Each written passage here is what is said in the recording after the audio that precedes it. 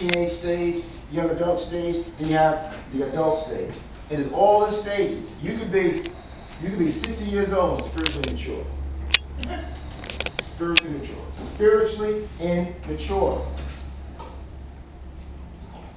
Because you may have grown up where you're a survivalist and it's all about you. And you never really had to share or work with people. All you worry about is you.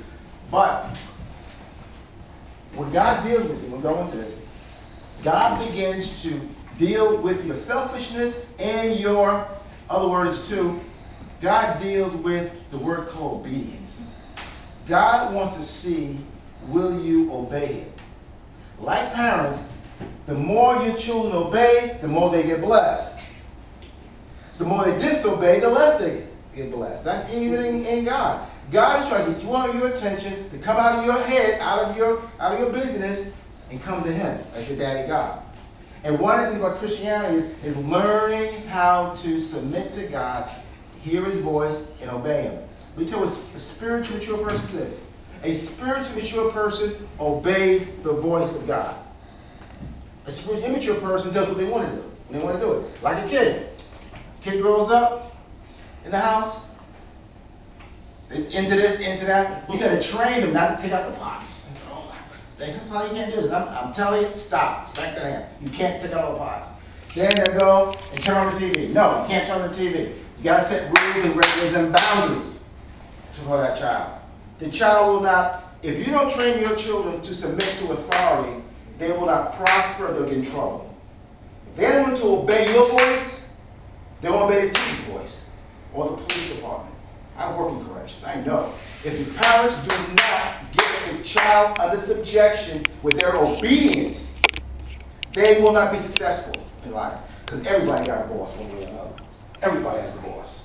If you can't do what your boss says, I don't care how talented you are, I don't care if you're the best in the world. If you can't come to work on time and do it the way he wants it, he don't need you. He don't need you. I'm sorry. In life, you got bosses.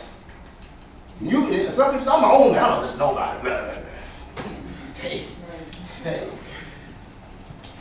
And you don't stay that way. And God the same way. If you cannot listen to God and do what he tells you to do, he lets you do your thing.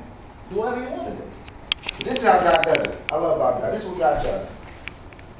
As we say yes to God and say, God, I want to be a Christian. I want to be more like you. I want to grow to be spiritually mature. He says, okay. But you tell God, everybody has hang-ups, everybody has issues, everybody's hard-headed, everybody's rebellious. Everybody's like that. How does God deal with this? How does God change a rebellious person to be a submitted person? You take out the other. 1 James chapter 1, verse 2 through 4. Consider great joy, my brethren, whenever you experience various trials, knowing that the testing of your faith produces endurance, or the word's called patience in some Bibles. But endurance, oh yeah. But endurance, oh, cut me to my feet. I hate to cut my stuff like this.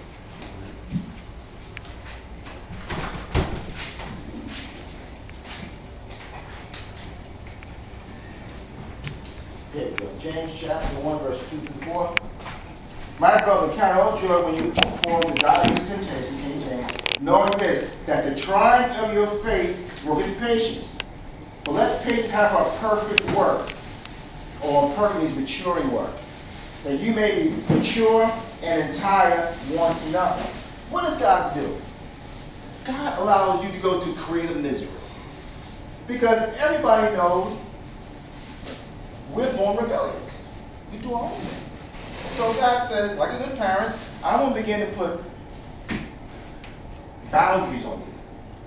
I'm going to begin to shut doors that normally open to you. God begins to put us in creative misery so that we learn in our trials to find God in our trials. God did not come real to me until I was in a rock and a hard place. You see, you go to church or you want to hoop and holler, and then be a devil from Monday through Saturday. So the church in itself don't change you. God changes you. So what God, you said, God, use me. I love you, Lord. That's all you need to say. Let him take care of the rest. If you want God to touch your life, all you have to be is willing. Don't try to be good. Don't try to stop what you're doing.